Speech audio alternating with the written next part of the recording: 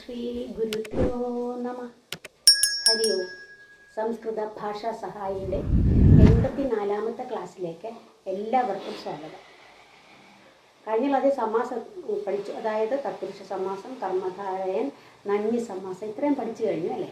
അപ്പോൾ ഈ കർമ്മധാരയൻ വന്നപ്പോൾ എന്താണ് അതിൻ്റെ പൂർവ്വപദം, പിന്നെ അതായത് വിശേഷണ വിശേഷ്യങ്ങൾ അല്ലെങ്കിൽ ഉപമേയങ്ങളുമായി ബന്ധപ്പെട്ടാണ് ഈ കർമ്മധാരയ സമാസം വരുന്നത്. അപ്പോൾ അടുത്ത് നമുക്ക് പഠിക്കാനുള്ളത് ദ്വിഗു സമാസമാണ്. ദ്വിഗു സമാസം അതെന്താണ്? കർമ്മധാരയിൽ പഠിച്ചു മഹാൻച സഹ പുരുഷ മഹാപുരുഷ എന്ന് പറഞ്ഞു. അപ്പോൾ മഹാൻച സഹ പുരുഷ മഹാപുരുഷ, മഹാപുരുഷയിൽ മഹാൻ എന്നുള്ളത് എന്താണ്? വിശേഷണമാണ്. പുരുഷ വിശേഷ്യം, അങ്ങനെ വന്നു. ഇനി ദ്വിഗുസമാസം എങ്ങനെയാണ്? പിന്നെ ഒരു പദം എടുക്കുമ്പോൾ പൂർവ്വപദവും, ഒരു വാക്കെടുക്കുമ്പോൾ പൂർവ്വപദവും വരും ഉത്തരപദവും വരും ഇല്ലേ. ആ പൂർവ്വപദം ഒരു സംഖ്യാവാചിയായാണ്. പൂർവ്വപദം സംഖ്യാവാചി ആയിരിക്കുകയും അതുപോലെ അതൊരു സമൂഹത്തെ കാണിക്കുകയും ചെയ്യുകയാണെങ്കിൽ അതാണ് ദ്വിഗുസമാസം. പൂർവ്വപദം ഒരു സംഖ്യാവാചിയാവുകയും അതോടൊപ്പം തന്നെ ഒരു സമൂഹത്തെ കാണിക്കുകയും ചെയ്യുകയാണെങ്കിൽ അത് ദ്വിഗുസമാസം. ഒരു ഉദാഹരണം നമുക്ക് നോക്കാം.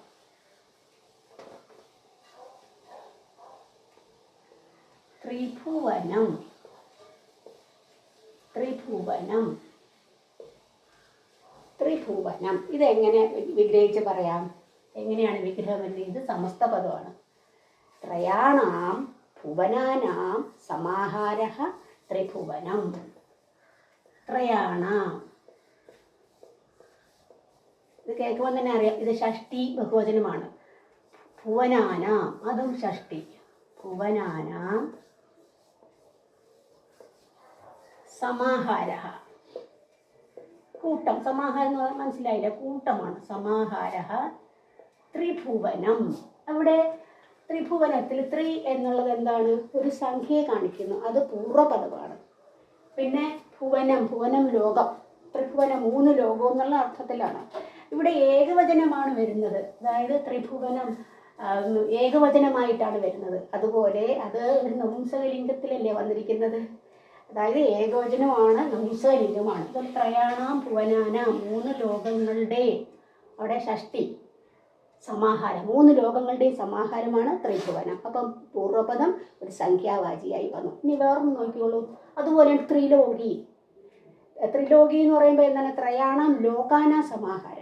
അവിടെ എങ്ങനെ വന്നു? ത്രിലോകി എങ്ങനെ വന്നു? ഏകവചനം. പക്ഷെ അത് ത്രിലോകി എന്ന് പറയുമ്പോൾ സ്ത്രീലിംഗമാണ്, നപുംസകലിംഗമല്ല. ത്രിലോകി.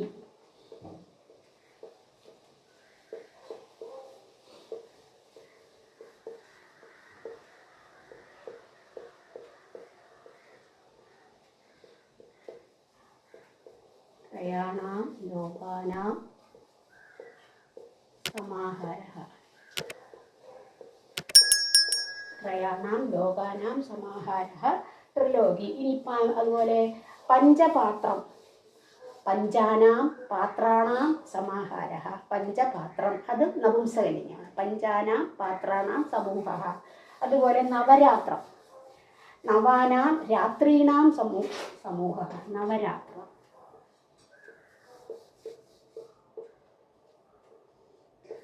നവാനാം രാത്രീണാം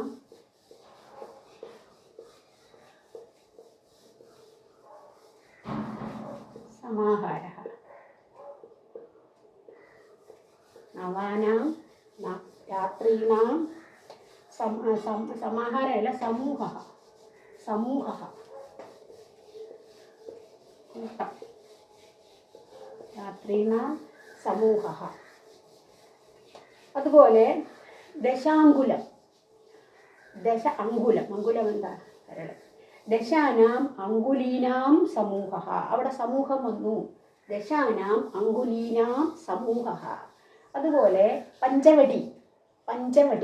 പഞ്ചാനാം വടാനാം സമൂഹഃ. പഞ്ചാനാം വടാനാം സമൂഹഃ. ഇതെല്ലാം എന്തിനെ കാണിക്കുന്നു?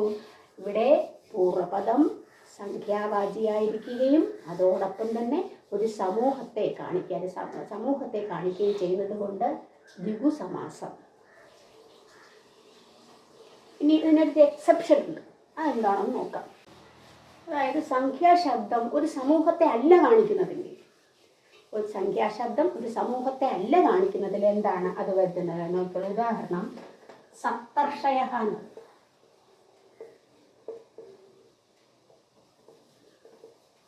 അതെങ്ങനെ വിഗ്രഹം? സപ്ത ചേ ഋഷയ,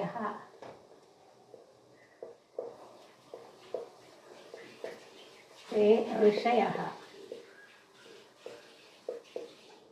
അതാണ് അതിൻ്റെ വിഗ്രഹം. ഋഷയ എന്ന് പറഞ്ഞാൽ ഋഷി, ഋഷി, ഋഷയ. പിന്നെ പ്രഥമ വിഭക്തിയാണ്, പിന്നെ ബഹുവചനം, പ്രഥമ ബഹുവചനം ഋഷയ. സപ്താച തേ ഋഷയ, 7 ഋഷിമാർ. 7 ഋഷിമാരിൽ ഇവിടെ സമൂഹം അല്ല കാണിക്കുന്നത്. സപ്താച തേ ഋഷയ, ഓരോരുത്തരായിട്ട് പ്രത്യേകം അവിടെ കാണിക്കും. ഋഷയ എന്ന് പറയും, പിന്നെ സപ്തർഷയ എന്ന് പറയുമ്പോഴത്തേക്ക് ഓരോ എത്ര പേരാണ്? 7 പേരാണ്. 7 എന്ന് പറയുന്നത് അതൊരു സംഖ്യയാണ്, പക്ഷെ അത് സമൂഹത്തെ അല്ല കാണിക്കുന്നത്. അത് ആരൊക്കെയാണ് സപ്തർഷികൾ? നിങ്ങൾക്ക് അറിയാമോ? മരീചിഹി, അത്രിഹി, പുലഹ, ക്രതുഹു, വസിഷ്ഠ, അങ്കിരഹ, പുലസ്ത്യ. ഇത്രയും പേരാണ് 7 ഋഷിമാർ, സപ്തർഷയ എന്നാണ് അറിയപ്പെടുന്നത്. അത് ആദ്യത്തെ, അതായത് പൂർവപദം സംഖ്യാവാചിയാണ്, പക്ഷേ അതൊരു സമൂഹത്തെ അല്ല കാണിക്കുന്നത്. അതുകൊണ്ട് ഇതൊരു എക്സെപ്ഷൻ, അത് കർമ്മധാരനായിട്ടാണ് വരുന്നത്. അതൊരു കർമ്മധാര. ഋഷയ സപ്തർഷയ എന്ന് പറയും, അവർ സപ്ത അതിനെ വിശേഷിപ്പിക്കുകയാണ്. അപ്പോൾ അത് കർമ്മധാരനാണ്. അത് ഇതുപോലെ ദ്വിഗുസമാസം അല്ല. അടുത്തത് ദ്വന്ദ്വസമാസ. ദ്വന്ദ്വസമാസം എന്ന് പറയുമ്പോഴത്തേക്ക് ഇപ്പോൾ പൂർവ്വപദവും ഉത്തരപദവും കാണും. ഈ പൂർവ്വപദത്തിനും ഉത്തരപദത്തിനും തുല്യ പ്രാധാന്യം കൊടുക്കുന്നതാണ് ദ്വന്ദ്വസമാസ. ആ ദ്വന്ദ്വസമാസം തന്നെ 2-3 വിഭാഗങ്ങളുണ്ട്. ദ്വന്ദ്വസമാസം എന്ന് പറഞ്ഞാൽ പൂർവ്വപദത്തിനും ഉത്തരപദത്തിനും തുല്യ പ്രാധാന്യമുള്ളത്. അതിൽ ഒന്നാണ് ഇതരേതര ദ്വന്ദ്വ. ഇതരേതര ദ്വന്ദ്വ അതായത് പിന്നെ പ്രത്യേകം പറഞ്ഞു വരുന്ന ഇതാണ്. പ്രത്യേകം ഓരോന്നിനും പ്രത്യേകം. ഉദാഹരണം പറയാൻ മനസ്സിലാവും. രാമഃ ച ലക്ഷ്മണഃ ച. രാമഃ ച ലക്ഷ്മണഃ ച. രാമനും ചാറിയാലോ, രാമനും ലക്ഷ്മണനും. അതിന് സമസ്തപദം എങ്ങനെ വരും? രാമലക്ഷ്മണൗ. 2 അല്ലേ? അപ്പം ദ്വിവചനമാണ് വരുന്നത്, രാമലക്ഷ്മണൗ. അപ്പം 2ഉം പ്രത്യേകം പറയുന്നതാണ് എന്ത്? ഇതരേതര ദ്വന്ദ്വ. രാമലക്ഷ്മണൗ. ഇത് പുല്ലിംഗമായതുകൊണ്ടാണ് ലക്ഷ്മണോ എന്നുള്ളത് ദ്വിവചനം വന്നു, പ്രഥമ ദ്വിവചനം. ഇനി അടുത്ത സുഖം ച ദുഃഖം ച. സുഖം ദുഃഖം, സുഖവും ദുഃഖവും. അപ്പോൾ സുഖം എന്നുള്ളത് നപുംസകലിംഗമല്ലേ? അപ്പം നപുംസകലിംഗത്തിൽ ഇപ്പം സുഖങ്ങളും സുഖേ എന്നാണ് വരുന്നത്. ദുഃഖം എന്നുള്ളത് പിന്നെ നപുംസകലിംഗമായതുകൊണ്ട് അവിടെ സുഖദുഃഖേ, സുഖദുഃഖത്തിൽ 2 ആയതുകൊണ്ടാണ് ദുഃഖേ, സുഖദുഃഖേ. അതുപോലെ ലാഭഃ ച അലാഭഃ. ലാഭം അലാഭം, ലാഭമല്ലാത്തതാണ് അലാഭം. ലാഭഃ ച അലാഭഃ ച. അത് ലാഭാലാഭവും, അത് പുല്ലിംഗമാണ്. അതുകൊണ്ട് ലാഭ അലാഭൗ ദ്വിവചനം. ദ്വന്ദ്വ സമാസത്തിൽ രണ്ടാമത്തത്, ആദ്യം ഇതരേതര ദ്വന്ദ്വം കഴിഞ്ഞു. രണ്ടാമത്തെ സമാഹാര ദ്വന്ദ്വ. സമാഹാര ദ്വന്ദ്വം എന്ന് പറഞ്ഞാൽ എന്താ? ഒരുപോലുള്ള അനേക വസ്തുക്കളുടെ സമൂഹത്തെയാണ്. ഒരുപോലുള്ള അനേക വസ്തുക്കളുടെ സമൂഹത്തെ കാണിക്കുന്നതാണ് സമാഹാര ദ്വന്ദ്വ. അപ്പം പാണീച്ച പാദൗച്ച തേഷാം സമാഹാര. പാണി പാദൗ കാലുകൾ. പാദൗ 2 കാലുകളല്ലേ?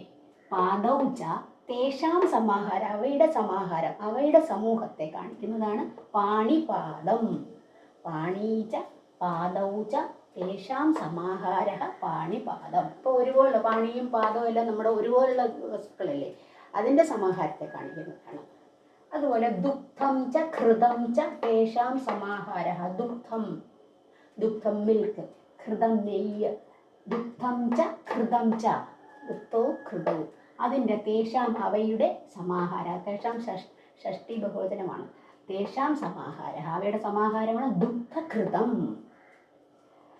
അതുപോലെ ആഹാരഃ ച നിദ്രാ ച ഭയം. ഇവിടെ 3 പറഞ്ഞിട്ടുണ്ട്. ആഹാരഃ ച ആഹാരവും, നിദ്ര ഉറക്കവും, ഭയവും ചേർന്ന് എന്താണ്? ആഹാര നിദ്രാ ഭയം. ഇപ്പം മനസ്സിലായില്ല? സമാഹാര ദ്വന്ദ്വം എന്ന് പറഞ്ഞാൽ ഒരുപോലുള്ള അനേക ശബ്ദങ്ങളുടെ സമൂഹത്തെ കാണിക്കുന്നതാണ് സമാഹാര ദ്വന്ദ്വം. അടുത്ത മൂന്നാമത്തെ ദ്വന്ദ്വ സമാസത്തിലെ മൂന്നാമത്തേതാണ് ഏകശേഷ ദ്വന്ദ്വ. ഏകശേഷ ദ്വന്ദ്വ എന്ന് പറഞ്ഞാൽ എന്താണ്? അതായത് പുല്ലിംഗ സ്ത്രീലിംഗ ശബ്ദങ്ങൾ ചേർത്ത് വരുന്നു. പുല്ലിംഗവും സ്ത്രീലിംഗ ശബ്ദങ്ങൾ ചേർത്ത് വരുമ്പോൾ ചിലപ്പോൾ അതെന്ത് ചെയ്യും? അത് പുല്ലിംഗത്തിൽ തന്നെ വരും, അത് ദ്വിവചനത്തിലുമായി വരും. അതിന് ഉദാഹരണമാണ് പിതാച മാതാച. ഇപ്പം പിതാ എന്നുള്ളത് പുല്ലിംഗ ശബ്ദം, മാതാ എന്നുള്ളത് സ്ത്രീലിംഗ ശബ്ദം. പിതാച മാതാച, പിതാവും മാതാവും. അവരെ എന്ത് പറയുന്നു? പിതരവും. പിതരവും പിതരവ് എന്നുള്ളത് പിതാ പിതരവ് പിതരഹ. പിതരവ് എന്നുള്ളത് ദ്വിവചനമല്ലേ, അത് പുല്ലിംഗമായിട്ട് വരുന്നു. ഇങ്ങനെയും പറയാം മാതാ പിതരവും, അതും ശരിയാണ്. അപ്പോൾ പുല്ലിംഗത്തിലാണെങ്കിലും സ്ത്രീലിംഗത്തിലാണെങ്കിലും അത് രണ്ടും അങ്ങനെയുള്ള ശബ്ദങ്ങൾ ചേർത്ത് വരുമ്പോൾ ചിലപ്പോൾ പുല്ലിംഗ ശബ്ദം തന്നെ വരും. അത് എങ്ങനെ വരും? ദ്വിവചനമോ ബഹുവചനമോ ആയിരിക്കും. അടുത്തോലെ മയൂരഹാച്ച മയൂരീച്ച. മയൂര മയിൽ, ഇത് ആൺമയിൽ, മയൂരി പെൺമയിൽ. മയൂരഹാച്ച മയൂരീച്ച, മയൂരവും. മയൂരി എന്ന് വേണമെങ്കിലും പറയാം. പുത്രഹാച്ച പുത്രീച്ച, അവിടെ പുത്രവും ദ്വിവചനമല്ലേ വരുന്നത്. പുത്രവും പുത്രപുത്ര്യവും വേണമെങ്കിലും പറയാം.